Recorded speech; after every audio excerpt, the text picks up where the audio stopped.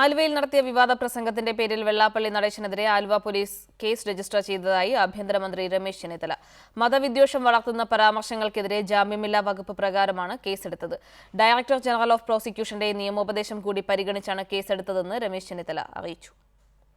സമത്വ മുന്നേറ്റ യാത്രയ്ക്കിടെ കഴിഞ്ഞ ദിവസം ആലുവയിൽ നടത്തിയ പ്രസംഗത്തിന്റെ അടിസ്ഥാനത്തിലാണ് വെള്ളാപ്പള്ളി നടേശനെതിരെ കേസെടുക്കാൻ പോലീസിന് സർക്കാർ അനുവാദം നൽകിയത്.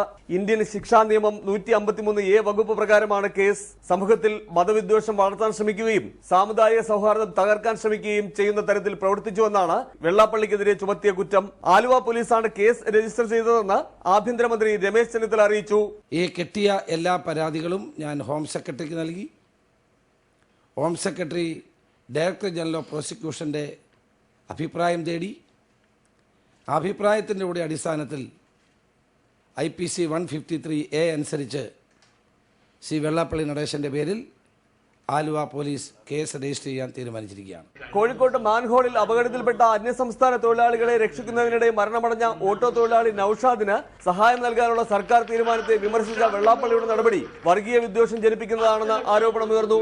വെള്ളാപ്പള്ളിക്കെതിരെ കേസെടുക്കണമെന്ന് ആവശ്യപ്പെട്ട പ്രതിപക്ഷ നേതാവ് VS Achuthanandan, KPCC president VM Sudheeran, Congress chief TN Prathapan എന്നിവർ സർക്കാരിന് കത്ത് നൽകിയിരുന്നു. ഇതിന്റെ അടിസ്ഥാനത്തിൽ ഡയറക്ടർ ജനറൽ ഓഫ് പ്രോസിക്യൂഷൻ നൽകിയ നിയമോപദേശ പ്രകാരമാണ് വെള്ളാപ്പള്ളിക്കെതിരെ കേസെടുക്കാൻ സർക്കാർ തീരുമാനിച്ചത്. അതേസമയം വെള്ളാപ്പള്ളി നടേശനെതിരെ കേസെടുക്കാനുള്ള തീരുമാനത്തിൽ BJP കടുത്ത പ്രതിഷേധം രേഖപ്പെടുത്തി. സർക്കാരിന്റെ രഹസ്യ അജണ്ട നടപ്പാക്കുന്നതിന്റെ ഭാഗമായാണ് വെള്ളാപ്പള്ളിക്കെതിരെ കേസെടുത്തതെന്ന് BJP സംസ്ഥാന പ്രസിഡന്റ് V മുരളീധരൻ ആരോപിച്ചു. റിപ്പോർട്ടർ, തിരുവനന്തപുരം.